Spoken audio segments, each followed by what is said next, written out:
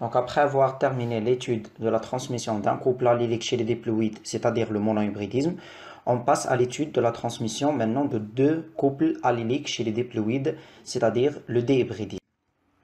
Donc tout d'abord, on doit déterminer qu'est-ce que ça veut dire le déhybridisme. Donc prenons en considération par exemple ce croisement-là entre des plantes à graines lisses et jaunes, avec des plantes à graines rides et vertes, qui ont donné une génération composée de toutes les graines lisses et jaunes. Donc ce qu'on remarque dans ce croisement-là, c'est qu'on a deux gènes étudiés.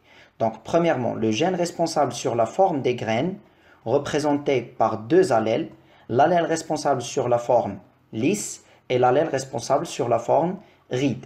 Et on a un autre gène qui est le gène responsable sur la couleur des graines, qui est représenté avec deux allèles, l'allèle responsable sur la couleur jaune et l'allèle responsable sur la couleur verte. Donc maintenant, on est en train d'étudier deux couples allyliques, c'est-à-dire le déhybridisme. Dans les croisements précédents, on est toujours en train d'étudier un caractère ou bien deux couples allyliques. Par exemple, chez les souris, on a étudié la couleur du corps et on a la couleur grise et la couleur blanche, ou bien la couleur grise et la couleur jaune. C'est-à-dire on est en train d'étudier un phénotype, un caractère qui est la couleur du corps. Mais maintenant, dans ce croisement-là, on est en train d'étudier deux caractères à la fois. Donc, la forme des graines, représenté par deux allèles, l'allèle responsable sur la forme lisse et l'allèle responsable sur la forme ride, et la couleur représentée par deux allèles, l'allèle responsable sur la couleur jaune et l'allèle responsable sur la couleur verte. Donc dans le déhybridisme, on a deux cas. On a le cas du gène lié ou bien du gène indépendant. Donc dans le déhybridisme, on est en train d'étudier deux caractères, c'est-à-dire on est en train d'étudier deux gènes. Si les deux gènes sont portés dans deux chromosomes distincts, donc on parle de cas de gènes indépendants. Par exemple, le gène responsable sur la couleur des graines est porté sur un chromosome et le gène responsable sur la forme des graines est porté sur un autre chromosome. Dans ce cas-là, on dit que les deux gènes sont indépendants, c'est-à-dire chaque gène est porté sur un couple allylique différent. Dans le cas où les gènes sont liés, on trouve que les deux gènes étudiés sont portés sur le même couple allylique. Bien sûr, on ne peut pas déterminer la localisation des deux gènes, sauf si on a fait des croisements. Donc, à travers les croisements, on peut déterminer la forme ou bien on peut déterminer la position relative des deux gènes. Est-ce qu'elles sont liées ou bien indépendants? Si les deux gènes sont indépendants, donc on aura la transmission des deux caractères de manière indépendante. Ça veut dire que si on a réalisé par exemple des croisements entre des drosophiles à corps noir et yeux blancs avec des drosophiles à corps gris et yeux rouges, donc c'est bien clair qu'on est maintenant en train d'étudier deux caractères. Donc le caractère ou bien le phénotype de la couleur du corps et le phénotype de la couleur des yeux. Donc ici, la couleur ou bien le corps noir avec les yeux blancs et le corps gris avec les yeux rouges. Lorsque les deux gènes sont indépendants, donc il y a la possibilité à travers plusieurs croisements, donc je ne dis pas que ce croisement exactement va donner ces deux phénotypes, mais à travers les générations, il y a la possibilité d'avoir des individus à corps gris et yeux blancs, ce qui est absent chez les parents. Donc chez les parents, on trouve les corps, ou bien le corps gris avec les yeux rouges et le corps noir avec les yeux blancs. Si on a trouvé dans les descendants des individus, je dis dans les descendants, c'est-à-dire pas forcément dans la génération suivante. Ça peut être dans la prochaine génération, ou bien la troisième génération, ou bien la quatrième, etc. Donc si on a trouvé dans les descendants, toutes les générations qui descendent de ces deux parents, si on a trouvé des individus à corps gris et des yeux blancs, et des individus à corps noirs et des yeux rouges, donc on peut dire que les deux gènes sont indépendants. Donc on parle ici de caractères ou bien de phénotypes recombinés. Les phénotypes recombinés, ce sont des phénotypes qui rassemblent entre deux caractères différents des deux parents. Donc initialement on est en train d'étudier deux parents. L'un accord gris et yeux rouges. L'autre, accord noir et yeux blanches. Donc, le corps gris avec les yeux rouges et le corps noir avec les yeux blanches. Et dans les individus, dans les descendants, on a trouvé des individus à corps gris avec des yeux blanches ou l'inverse. Donc on parle ici de caractères ou bien phénotypes recombinés et l'apparition des phénotypes recombinés indique que les deux gènes sont indépendants. Bien sûr, on a des exceptions. Si les deux gènes sont liés, donc la transmission des deux caractères sera de manière liée. C'est-à-dire, si on a dans les parents, par exemple, des corps noirs et des ailes courtes, avec des corps gris et des ailes longues, donc on aura toujours, dans toutes les générations suivantes, on aura la même chose. On aura des individus à corps gris et des ailes longues, ou des individus à corps noir et des ailes courtes. Donc on ne va pas trouver des caractères ou bien des phénotypes recombinés tels que des corps gris et des ailes courtes, ou bien des corps noirs. Et on va commencer l'étude de chaque cas de manière distincte. Donc on va commencer par l'étude de cas de dihybridisme, cas de deux gènes indépendants. Donc on prend ce croisement entre des plantes à graines jaunes et lisses avec des plantes à graines vertes et rides. Donc c'est clair maintenant qu'on est en train d'étudier le cas de dihybridisme où on est en train d'étudier deux caractères à la fois. Donc le caractère de la forme des graines, représenté par des graines rides et des graines lisses, et le caractère de la couleur des graines, représenté par la couleur jaune et la couleur verte. Donc ce croisement-là a donné une génération composée de toutes les graines jaunes et lisses. Donc d'après ce croisement, on peut conclure que, puisque les descendants sont homogènes, donc les deux parents sont de lignée pure. Donc, les descendants sont toutes à graines jaunes et lisses. Donc, on ne peut pas dire que cette génération elle est hétérogène, puisqu'on a deux caractères, le caractère responsable sur la couleur jaune et le caractère responsable sur la forme lisse. Ce sont deux caractères différents. C'est-à-dire que toutes les graines sont jaunes et toutes les graines sont lisses. C'est-à-dire que la génération elle est bien homogène. Donc, puisque la génération elle est homogène, donc les deux parents ici, ce sont des parents de lignée pure. L'allèle responsable sur la couleur jaune, elle est dominant. On va le représenter par grand G. Sur l'allèle responsable sur la couleur verte, qui est récessif, elle va être représentée par petit g. Ou bien petit v, mais je préfère ici de représenter avec petit g. L'allèle responsable sur la forme lisse, grand L, est dominant sur l'allèle responsable sur la forme ride, petit l. On ne peut pas conclure ici que les deux gènes sont liés. Même si on a obtenu des caractères ou bien des phénotypes à caractère parental, mais on n'a réalisé qu'un seul croisement. Pour juger que les deux gènes sont liés ou indépendants, on doit réaliser d'autres croisements. Donc le croisement 1 entre deux parents de lignée pure qui donne une génération homogène, donc ça ne peut pas être déterminé ou bien ça ne peut pas être un croisement qui détermine est-ce que les deux gènes sont liés ou indépendants. Donc à travers ou bien à partir de ce croisement-là, on ne peut rien dire à propos de la position relative des deux gènes. Donc on réalise un autre croisement, donc c'est le fameux croisement entre F1 et F1, entre les plantes à graines lisses obtenues dans la génération F1 et d'autres plantes F1 aussi à graines lisses et jaunes. Cette fois, on obtient une génération composée de 56,25% des graines jaunes et lisses, 6,25% des graines vertes et rides. Donc, vous pouvez bien remarquer que ce sont deux phénotypes parentaux. Donc, ce sont les deux phénotypes qu'on a déjà utilisés dans le croisement 1, dans le premier croisement. Donc, les graines vertes et rides, et les plantes et les graines jaunes et lisses. Donc, graines jaunes et lisses, graines vertes et rides. Mais on a obtenu deux autres phénotypes, 18,75% des graines jaunes et rides et 18,75% des graines vertes et lisses. C'est-à-dire que ces deux caractères, ce sont des caractères ou bien des phénotypes recombinés. Chez les parents, on trouve les graines jaunes avec la forme lisse et les graines vertes avec la forme ride. Maintenant, on a trouvé des graines jaunes et rides, à la fois jaunes et rides, et des graines qui sont vertes et lisses. Donc, ce sont des caractères non parentaux, ce sont des caractères ou bien des phénotypes qui sont des phénotypes recombinés. Donc, l'apparition des phénotypes recombinés en pourcentage 18,75% indique que les deux gènes étudiés sont indépendants.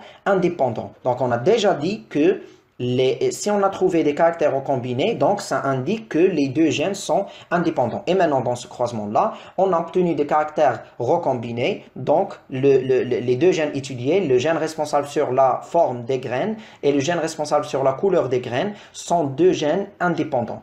Si on a trouvé, par exemple, des descendants, ou bien des caractères, ou bien des phénotypes recombinés, mais avec d'autres pourcentages, et non pas 18,75%. Est-ce qu'on peut dire que les deux gènes sont indépendants ou liés? Donc, on va voir. On réalise un troisième croisement entre des plantes de la génération F1, des plantes à graines jaunes et lisses, avec des plantes double récessives, c'est-à-dire qu'ils sont récessifs pour les deux caractères. Donc on a dit ici que l'allèle responsable sur les graines vertes est récessif et l'allèle responsable sur les graines rides est récessif. Donc cette plante-là, cet individu-là, elle est double récessive, c'est-à-dire elle a le caractère récessif pour les deux phénotypes. Et ici, un individu de la génération F1. Donc on a déjà dit que F1 fois un individu récessif, ça donne un croisement appelé un rétrocroisement. Donc c'est un rétrocroisement entre un individu F1 et un individu double récessif. Dans ce cas-là, on obtient une génération composée de 25% des graines jaunes et lisses, 25% des graines vertes et rides, 25% des graines jaunes et rides. Je m'excuse, ici je dois représenter rides en vert. 25% des graines vertes et lisses et je dois représenter et lisses en jaune. Donc on a ici deux caractères ou bien deux phénotypes parentaux et deux phénotypes recombinés de même pourcentage, 25% pour chaque phénotype. Donc toujours, l'apparition des phénotypes recombinés en pourcentage 25% indique que les deux gènes étudiés sont indépendants. Donc vous pouvez voir, si on a obtenu des caractères ou bien des phénotypes recombinés de pourcentage 18,75% ou de pourcentage 25%, donc on dit que les deux gènes sont indépendants. Or ça, on a des cas exceptionnels ou bien des cas particuliers. Donc les pourcentages qu'on doit avoir pour juger que les deux gènes sont indépendants, donc ce sont les pourcentages 18,75% ou 25%. 18,75% si on a croisé entre deux plantes de la génération F1 et 25% si on a croisé entre une plante de la génération F1 et une plante double récessive. Bien sûr, on parle ici des plantes, mais c'est applicable pour toutes les individus ou bien toutes les espèces. Comme on a déjà fait pour les croisements précédents, donc on va essayer de représenter ou bien d'interpréter ces croisements à travers l'interprétation chromosomique. Donc on commence l'interprétation chromosomique par la déterminaison de phénotype des deux parents qu'on a utilisés dans le premier croisement. Donc dans le premier croisement, on a dit que les deux parents sont de lignée pure. Donc elles sont de lignée pure pour les deux caractères.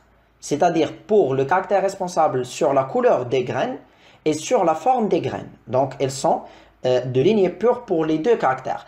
Et puisque les deux gènes étudiés sont indépendants, donc on doit représenter chaque gène dans un chromosome distinct. C'est pour cela qu'on a séparé ces deux chromosomes. Donc on représente le caractère ou bien le phénotype ou bien le génotype pour la couleur des graines ici. G, petit g sur petit g sur petit g. Petit g désigne la couleur verte. Donc l'allèle responsable sur la couleur verte sur l'allèle responsable sur la couleur verte.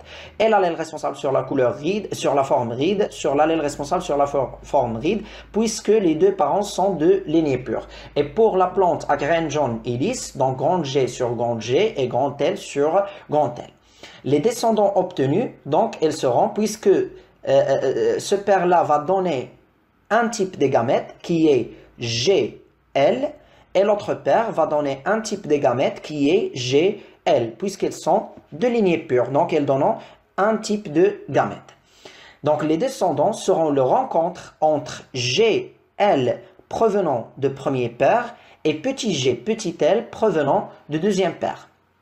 Donc ici, les descendants sont hybrides ou bien hétérozygotes, c'est-à-dire elles portent deux allèles différents pour chaque génotype ou bien pour chaque gène étudié.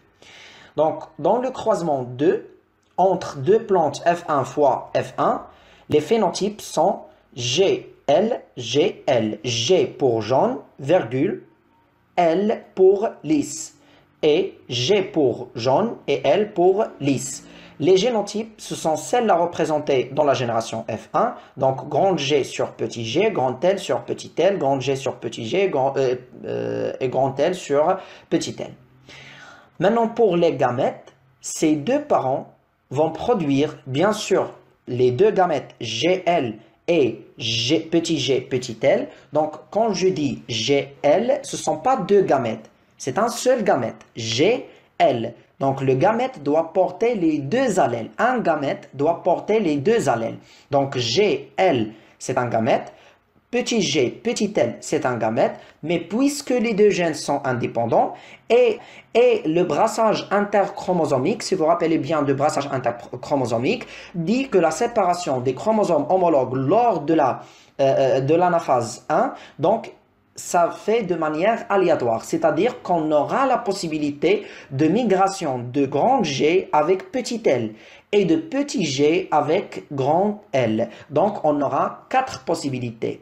Soit la migration de G avec L, soit de petit g avec L. Donc, ce sont deux gamètes parentaux. Donc, ce sont deux gamètes parentaux. Ou la migration de grand G avec petit l ou de petit g avec grand L. Donc, ce paire-là va produire 4 types de gamètes. Bien sûr, l'autre paire aussi va produire 4 types de gamètes. Et lors du croisement, on aura une génération F2. Bien sûr, pour déterminer les phénotypes qu'on aura dans la génération F2, on doit faire l'échiquier de croisement. Mais bien sûr, ici, on a 4 gamètes pour le premier paire, 4 gamètes pour le deuxième paire. Donc, l'échiquier de croisement va être un petit peu géante par rapport à l'échiquier qu'on a déjà fait. Donc, il n'y a plus d'espace pour représenter ici l'échiquier de croisement. Je vais la représenter dans le diapositive suivant après l'avoir interprété le troisième croisement. Donc, on va essayer d'interpréter de même façon le troisième croisement. Donc, les plantes à graines vertes et rides. Donc, le phénotype, c'est petit g, petit l. Petit g pour verte et petit l pour ride. Pour les plantes à graines jaunes et lisses, donc grand G, petit l. Ici, pour cette plante petit g, petit l, donc les individus récessifs sont toujours de lignée pure, donc petit g sur petit g, petit l sur petit l, puisqu'elle est récessive. Et pour l'autre individu, donc ça provient de la génération F1, et le génotype de la génération F1, c'est grand G sur petit g, grand G sur petit g, grand L sur petit l. Donc ce paire-là va produire un type de gamète, puisqu'il est homozygote, c'est-à-dire le même allèle dans les deux chromosomes.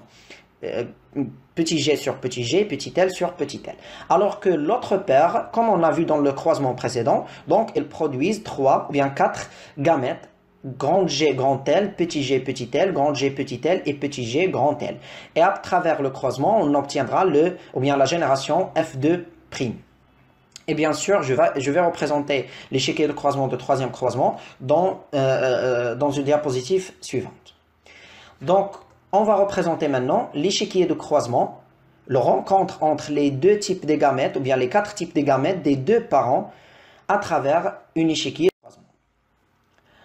Donc, puisque les deux parents ont produit 4 types de gamètes, donc on aura 4 cellules horizontales qui représentent les gamètes d'un père et 4 types ou bien 4 cellules verticales qui représentent les gamètes de l'autre paire. Donc, par exemple, on représente les gamètes de ce paire-là dans les cellules horizontales et on représente les gamètes de ce paire-là dans les cellules verticales. Donc, la rencontre entre les deux gamètes, ça forme 16 possibilités. Donc, on aura 16 possibilités de rencontre entre les gamètes parentaux ou bien les gamètes des deux paires. Dans le cas où on aura la rencontre entre ce gamète-là, donc GL, c'est un gamète et non pas deux gamètes. Donc, c'est un seul gamète, GL, qui porte les deux allèles des deux caractères ou bien des deux gènes étudiés. Donc, la rencontre entre GL et GL, ça donne, je m'excuse ici, pour chaque gamète 1 sur 3. Donc, pour les possibilités, ça fait 1 sur 16. Donc, ici, G sur G, et G sur G, ça donne 1 sur 3. Donc, pour les possibilités, ça fait 1 sur 3. Donc, pour les possibilités, ça fait 1 sur 16. Donc, pour les possibilités, ça fait 1 sur 3. Donc, pour les possibilités, ça fait 1 sur 16. Donc, ici, G sur G, G sur G, et L sur L. Donc G qui provient du premier paire et l'autre G qui provient de l'autre paire, donc G sur G. Et ici L qui provient de premier paire et grand L qui provient de l'autre paire. Donc ici le phénotype sera bien sûr GL. Dans l'autre cas, on aura par exemple grand G sur petit l, grand G qui provient du premier paire et petit g qui provient de l'autre paire. Et ici grand L qui provient du premier paire et petit l qui provient de l'autre paire. Donc ici, même si que GL ici il est en haut, mais toujours on représente l'allèle dominant en haut et l'allèle récessif en bas. Donc ici GL et on continue le remplissage de l'échiquier de croisement. Maintenant, je signale que si on a trouvé par exemple dans ce cas-là grand G et petit L, donc grand G sera représenté en haut et petit l sera représenté en bas. Donc, c'est pas grave de séparer les deux allèles. Par exemple, dans ce cas-là, donc le rencontre entre grand G petit l et petit g grand L. Donc ici, grand G est représenté en haut et petit l est représenté en bas. Et petit g est représenté en bas et grand L est représenté en haut. Donc, toujours l'allèle dominant en haut et l'allèle récessif en bas. Donc, on compte dans l'échiquier de croisement combien de phénotypes GL qu'on a. Donc, ces cellules-là que j'ai signalées ici en orange, donc ce sont des cellules où on a le phénotype GL et le nombre c'est 9 sur 16. Ça fait 56,25%. Si on compte le nombre des allèles ou bien le nombre des cellules qui ont petit g, petit l, donc il y en a une cellule, c'est-à-dire 1 sur 16, c'est-à-dire 6,25%. Donc si on a divisé 9 sur 16 fois 100, ça donne 56,25%. Et si on a divisé 1 sur 16 fois 100, ça donne 6,25%. Si on compte le nombre des cellules qui ont le phénotype grand G, petit l, donc ce sont ces cellules-là, 3 sur 16, 18,75%. Et petit g grand L aussi, 3 sur 16 avec 18,75%. Donc si vous vous rappelez bien, donc ce sont les mêmes résultats qu'on a obtenus dans le croisement. Donc on a ici une explication des résultats expérimentaux par des résultats qui sont théoriques. On réalise maintenant l'échiquier de croisement pour le troisième croisement. Donc pour le troisième croisement, on a un paire qui a produit un type de gamètes et l'autre paire, elle a produit 4 types de gamètes. Donc l'échiquier de croisement sera représenté de cette façon-là. Donc le premier paire, elle a produit un type de gamète. Donc ici, on a représenté le gamète de premier paire. Et l'autre, elle a donné 4 types de gamètes. Donc ici, on a représenté les 4 gamètes du paire 2. Et le rencontre entre les deux gamètes, bien sûr, ça donne 25% pour chaque phénotype. Grand G, grand L, petit g, petit l, grand G, petit l et petit g, grand L. Donc ce sont les mêmes résultats qu'on a obtenus dans le croisement expérimental. Donc par ça, on a terminé l'étude de cas de deux gènes indépendants et on passe à l'étude de deux gènes liés, le cas de deux gènes liés. Donc je vous rappelle que dans le cas de deux gènes liés, les deux gènes étudiés sont portés sur le même chromosome ou bien le même paire des chromosomes. Donc on prend ce croisement-là entre des drosophiles à yeux rouges et des ailes longues, avec des drosophiles à yeux pourpres et des ailes vestigiales. Vestigiales, c'est l'équivalent de courbe. Ce croisement a donné une génération F1 composée de tous les descendants à yeux rouges et des ailes longues. Donc c'est clair qu'on est en train d'étudier deux gènes. Le gène responsable sur la couleur des yeux, représenté par l'allèle rouge et l'allèle pourpre, et le gène responsable sur les ailes longues, sur la forme des ailes, représenté par l'allèle responsable sur les ailes longues et l'allèle responsable sur les ailes vestigiales. Donc d'après ce croisement, on déduit que les descendants sont homogènes, donc les deux parents sont de lignée pure. Et l'allèle responsable sur les yeux rouges, grand R, est dominant sur l'allèle responsable sur les yeux pourpres, petit r. Et l'allèle responsable sur les ailes longues est dominant sur l'allèle responsable sur les ailes courtes. D'après ce croisement, on ne peut pas déterminer est-ce que les deux gènes sont liés ou indépendants. Donc, on n'a pas un indice est-ce que les gènes sont liés ou indépendants, comme on a vu pour le cas de deux gènes indépendants, où on a dit que si on a des descendants homogènes et deux parents de lignée pure, donc ça ne donne pas un indice est-ce que les deux gènes sont liés ou indépendants. Donc, on réalise un autre croisement, le deuxième croisement, entre deux drosophiles de la génération F1, qui ont des yeux rouges et des ailes longues. Donc ici, des drosophiles à yeux rouges et des ailes longues avec d'autres drosophiles à yeux rouges et des ailes longues. Je ne me rappelle plus est-ce que j'ai déjà expliqué ce que ça veut dire drosophile ou non. Donc drosophile, c'est un être vivant. Donc on a déjà vu la forme de drosophile. Donc c'est un insecte qui possède plusieurs caractères qui sont faciles à être étudiés. Donc ce croisement-là a donné une génération composée de 75% de drosophiles à yeux rouges et des ailes longues et 25% des drosophiles à yeux pourpres et des ailes vestigiales. Bien sûr, j'ai représenté ici les résultats idéaux, mais dans ce cas-là, on a plusieurs exceptions qu'on va étudier. Donc ce sont les résultats idéaux, mais dans la réalité, c'est rarement qu'on trouve ces résultats-là. Donc c'est à titre d'étude uniquement. Mais on va voir d'autres cas particuliers.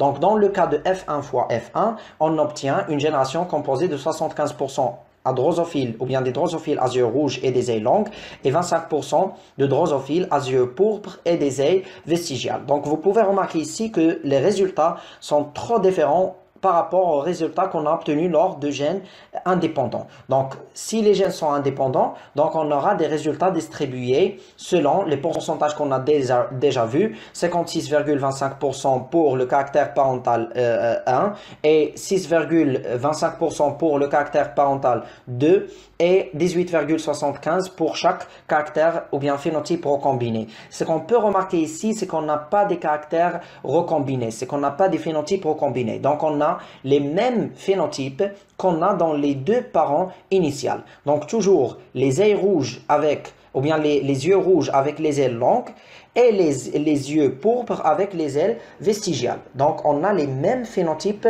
parentaux et on n'a pas des phénotypes recombinés. Passons à l'autre croisement pour bien s'assurer. Donc, passons à l'autre croisement entre des femelles à yeux pourpres et des ailes vestigiales avec des mâles de la génération F1. Donc, on prend des mâles de la génération F1 à yeux rouges et des ailes longues. Même si j'ai dessiné ici quels sont les individus femelles et quels sont les individus mâles, ça ne veut dire pas que les deux gènes sont liés au sexe. Donc, ça n'a rien à voir avec le sexe. C'est seulement un cas particulier chez les drosophiles. Donc, même si je représentais ici des femelles et des mâles, et même si on va réaliser le croisement réciproque, et le croisement réciproque va donner des résultats différents, ça ne veut dire pas que les deux gènes sont liés au sexe ou bien que le gène est lié au sexe. Donc, ce gène-là n'a rien à voir avec le sexe, donc il est porté sur un chromosome non sexuel. Donc ici, ce croisement, c'est un rétrocroisement puisqu'il est entre un individu de la génération F1 et un individu double récessif, des yeux pourpres récessifs, des ailes vestigiales récessives. Donc, donne une génération composée de 50% de drosophiles à yeux rouges et des ailes longues et 50% des drosophiles à yeux pourpres et des ailes vestigiales. Donc, toujours, on n'a pas des caractères ou bien des phénotypes recombinés. Toujours deux caractères parentaux et on n'a pas obtenu des caractères recombinés. Donc, on déduit maintenant que l'absence des phénotypes recombinés indique que les deux gènes étudiés sont liés, portés sur le même couple chromosomique. Donc ici, les deux gènes étudiés n'ont pas donné des phénotypes recombinés, donc on ne peut pas dire qu'ils sont indépendants, donc ils sont portés sur le même chromosome ou bien sur le même paire chromosomale. Comme on a fait pour les croisements précédents, on va réaliser l'interprétation chromosomique. Et commençons par le premier croisement. Donc, toujours, on détermine les phénotypes des parents, ou bien les génotypes des deux parents, puisque les descendants sont homogènes et les parents sont de lignée pure, donc les deux parents sont homozygotes. Et puisque les deux gènes sont liés, donc j'ai représenté les deux gènes sur le même chromosome. Et non pas, comme le cas précédent, on a séparé les deux chromosomes, donc maintenant les deux gènes portaient sur le même chromosome. Donc c'est le cas du gène lié. Ici, R sur R et L sur L, donc de lignée pure, et l'autre, petit r sur petit r, petit l sur petit l. La génération F1 sera composée de R, L qui provient du premier paire et petit r, petit l qui provient du deuxième paire. Donc, ils seront hybrides, grand R sur petit r et grand L sur petit l. Et maintenant, on va représenter l'échiquier de croisement, ou bien la représentation, ou bien l'interprétation chromosomique pour le croisement 2. Donc, on a croisé deux drosophiles, les deux à yeux rouges et des ailes longues. Donc, elles proviennent de la génération F1. Donc, elles ont le génotype R sur petit r, L sur petit l. Donc, les deux parents vont produire deux types de gamètes. Le premier paire va produire le gamète R, L. Et deuxième gamète, petit r, petit l. Et on n'a pas la possibilité, dans ce cas-là, on n'a pas la possibilité d'avoir un allèle ou bien un gamète grand R, petit l, puisque les deux gènes sont liés et on ne peut pas avoir le passage ou bien le brassage entre R et L et petit r et grand L. Donc, les deux parents vont produire deux types de gamètes pour chacun, donc R, L et petit r, petit l. Donc, R, L, petit l pour le premier paire et R, L, petit l pour le deuxième paire. Ici, le rencontre entre les gamètes, ça donne pour ici R sur R et L sur L, l'autre R sur petit r, L sur petit l, et ici R sur petit r et L sur petit l, etc., etc. Et en comptant les descendants, on aura pour RL 3 cellules de l'origine de 4, donc c'est 3 sur 4, 75%. Et ici, une cellule, 1 sur 4, donc ça fait 25%. Pour l'autre croisement, donc F1 avec un phénotype ou bien un génotype qui est hétérozygote, grand R sur petit r et grand L sur petit l, alors que l'autre, puisqu'il est récessif, donc petit r sur petit r et petit l sur petit l. Bien sûr, ce n'est pas la peine de désigner où le symbole de la femelle et du mâle, ni de représenter X et Y, puisque on a déjà dit que les deux gènes ne sont pas portés sur un chromosome sexuel. Donc, c'est le cas de deux gènes non liés au sexe, même si on a désigné ici qui est la femelle, qui est le mâle. Donc, le premier paire ici va produire un type de gamète, R, L, alors que l'autre va produire deux types de gamètes, R, L et R, petit r, petit l. Donc ici, les deux gamètes du premier paire, R, L et petit r, petit l. Et ici, le gamète produit par le premier paire, ou bien le type de gamète produit par le premier paire, petit r, petit l. Donc si on compte les descendants, R, L, 1, ou bien 1 sur 2, ça fait 50%. Et 1 sur 2 pour petit r, petit l, ça fait 50% aussi. Donc ce sont les mêmes résultats obtenus dans l'expérience. Donc, on continue l'étude de cas de dihybridisme et on passe à un cas particulier de dihybridisme. On prend le même croisement précédent, mais dans ce cas-là, avec des femelles à yeux rouges et des ailes longues, et des mâles à yeux pourpres et des ailes vestigiales.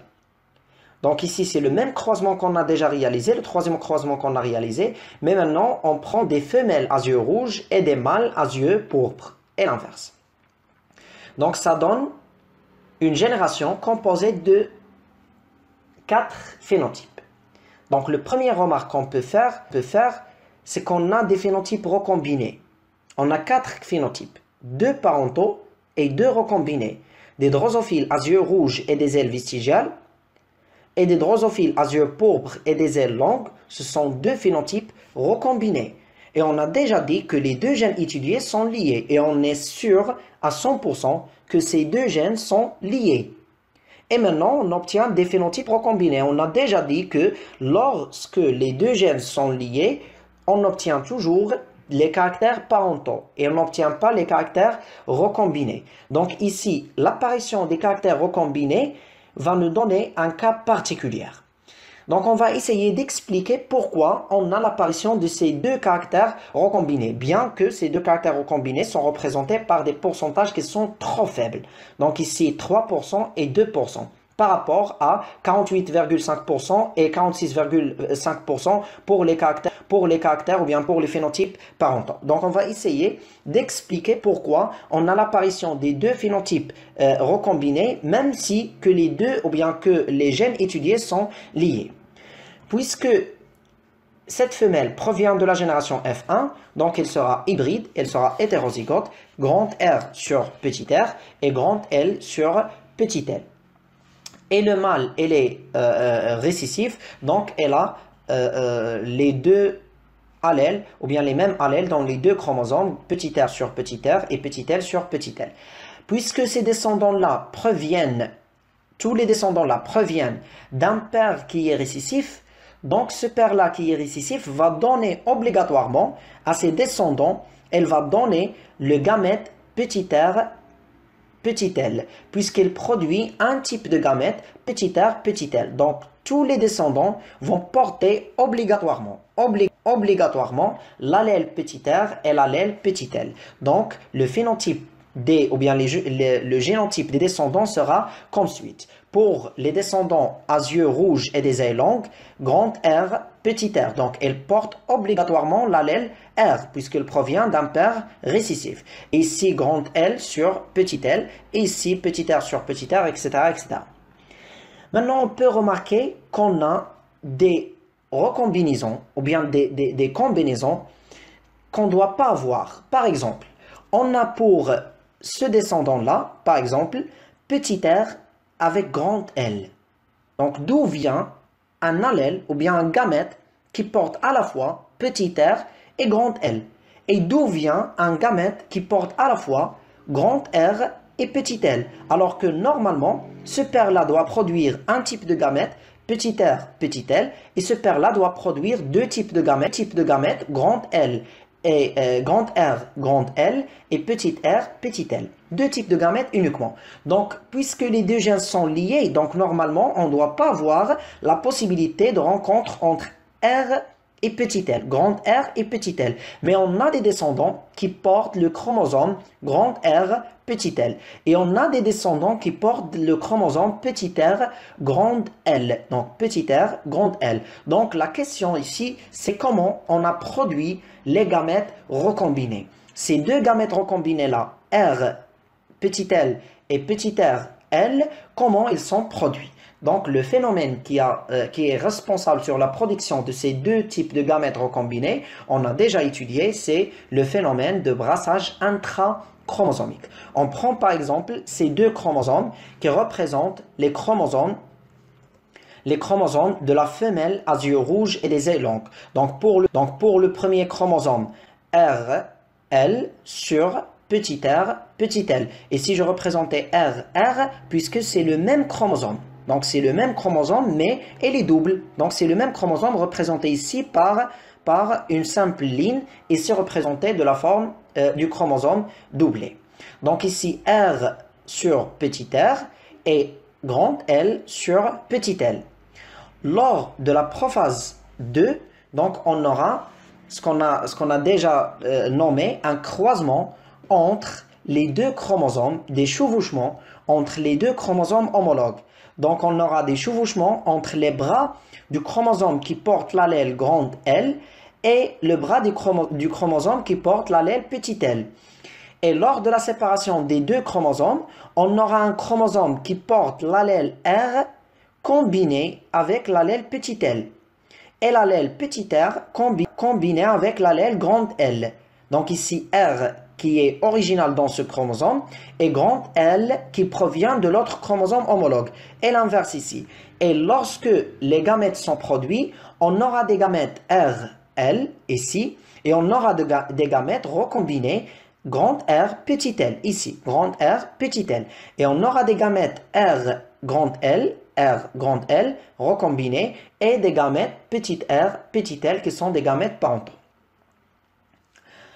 Ce qu'on peut conclure ici, c'est que le brassage intrachromosomique ou bien la crossover, c'est un phénomène qui est rare. C'est-à-dire qu'à l'origine, par exemple, de 1000 cellules, on n'aura que 10 cellules ou bien 5 cellules qui ont réalisé ou bien qui vont réaliser le brassage intrachromosomique. C'est-à-dire que ce n'est pas la totalité des cellules qui réalisent le brassage intrachromosomique. Donc le brassage, ce brassage-là est un phénomène qui est rare. C'est pour cela qu'on aura une production d'une faible quantité de gamètes recombinés, puisque le phénomène ne se passe que rarement. Et on sait maintenant comment les gamètes recombinés sont produits et donc comment les phénotypes recombinés sont produits. Donc on va essayer maintenant de représenter l'échiquier de croisement puisqu'on a certaines particularités dans l'échiquier de croisement. Donc ici le premier paire va produire deux types ou bien un type de gamètes, petit r, petit l, puisqu'il est homozygote. L'autre va produire les gamètes parentaux R et L et petit r, petit l, mais dans certains cas, dans des cas rares, elle va produire les gamètes R, petit r, grand L, qui sont des gamètes recombinés, mais dans des cas rares. Donc l'échiquier de croisement sera composé d'une cellule pour le premier paire et 4 cellules pour l'autre paire, même si que les deux gènes sont liés. Mais on a la possibilité de produire des gamètes recombinés à travers le brassage intrachromosomique. Donc ici, le premier paire va produire le gamète R, petit r, petit l. L'autre va produire le gamète grand R, grand L, petit r, petit l, grand R, petit l, petit r, grand L. Les deux derniers gamètes sont produits grâce au brassage intrachromosomique. Donc, ce sont deux gamètes recombinés. Les pourcentages. Souvent, on écrit 1 ici et 1 sur 4 pour chaque cellule. Mais maintenant, les gamètes ne sont pas de même quantité. On a deux gamètes parentaux qui ont été produits de manière intense, de manière importante, alors que les deux autres gamètes recombinés sont produits de manière faible, ou bien de quantité faible. On ne peut pas écrire le même pourcentage pour tous les gamètes ici, donc on écrit devant chaque gamète le pourcentage approprié qui est le pourcentage du phénotype. Par exemple, le gamète R, grand R, petit l, le pourcentage de ce gamète, ou bien la possibilité de fécondation de ce gamète, c'est 3%. R, petit l. Alors que le pourcentage de petit r, grand L, c'est 2%. Donc les pourcentages seront comme suite, donc le pourcentage seront comme suite, 100% pour ce gamète-là, 48,5% pour ce gamète-là, suite au phénotype qui apparaît. Et ici, RL, 46,5%, ici 3%, ici 2%. Puisqu'on a ici 100%, donc les mêmes phénotypes, ou bien les mêmes pourcentages des gamètes seront appliqués sur les phénotypes et on obtient bien sûr les mêmes résultats expérimentaux. Donc on passe maintenant à la dernière partie, qui est le calcul de la distance entre deux gènes liés et la réalisation de la carte factorielle. Donc tout simplement, la carte factorielle, ou bien la distance entre deux gènes liés est la somme des pourcentages des phénotypes recombinés produits lors d'un rétrocroisement exprimé en centimorgane. Donc la distance relative, on dit la distance relative, c'est-à-dire la distance qui n'est pas bien précise, mais c'est seulement l'ordre de grandeur. Est-ce que les deux gènes sont rapprochés ou bien les deux gènes sont éloignés? Donc la distance relative, elle est mesurée en centimorgane. Qu'est-ce que ça veut dire le centimorgane? Donc c'est une unité de mesure de distance relative entre deux gènes. Donc c'est propre à la biologie, c'est propre à la génétique. Donc on n'utilise pas le centimorgane dans d'autres disciplines sauf la génétique. Donc ici, la distance relative représente la somme de pourcentage des phénotypes recombinés produits lors d'un rétrocroisement. Par exemple, dans le croisement précédent, on a vu qu'on a 3%, 2% pour les phénotypes recombinés. Donc, on va essayer d'étudier l'exemple précédent. Si vous vous rappelez bien, dans l'exemple précédent, la somme des pourcentages des phénotypes recombinés qu'on a obtenus, ça fait 5%. Donc, 2% plus 3%. Donc, vous pouvez revenir un petit peu en arrière et vous pouvez voir qu'on a obtenu des caractères recombinés ou bien des phénotypes recombinés de pourcentage 2%, 5%. Donc, la somme de 2% plus 5%, ça fait plus 3%, ça fait 5%. Donc, la distance entre les deux gènes qu'on a précédemment étudiés, la distance relative, c'est 5 centimorgans. Donc, on a transformé le pourcentage en centimorgans. Donc, plus le pourcentage recombiné est plus élevé, le pourcentage des phénotypes recombinés est plus élevé, plus la distance entre les deux gènes est plus importante. C'est-à-dire, si on a obtenu des descendants dans le cas de deux gènes liés, je parle de deux gènes liés. Donc, si les deux gènes sont liés, et on a obtenu des caractères ou bien des phénotypes recombinés, par exemple, de grands pourcentages, de 10%, de 12%, donc c'est-à-dire que ces deux gènes-là sont éloignés.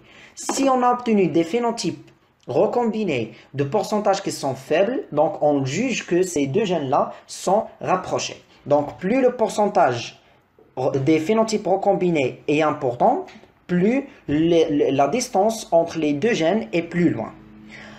Ça nous ramène à la réalisation de ce qu'on appelle la carte factorielle. Donc la carte factorielle, c'est tout simplement la représentation de cette distance sur une échelle réelle. Donc c'est seulement de représenter sur papier la distance entre ces deux gènes. Donc on prend une échelle, par exemple, 1 cm dans le papier, ça fait 1 centimorgan. Souvent dans les exercices, donc elles donnent l'échelle que vous devez utiliser. Donc on prend 1 cm, ça donne 1 centimorgan.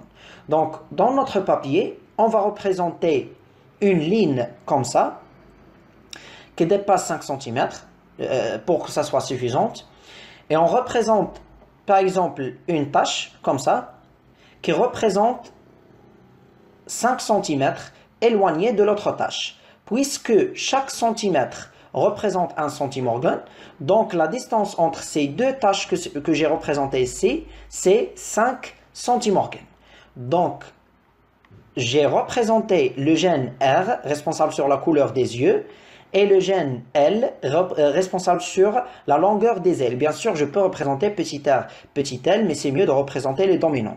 Donc ici, R, L. La distance entre les deux gènes que j'ai représenté ici dans le papier, c'est 5 cm.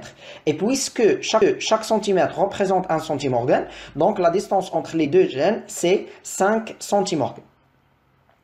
Donc j'écris dans le papier, j'écris 5 centimorgans. C'est mieux d'éviter l'écriture de 5 cm.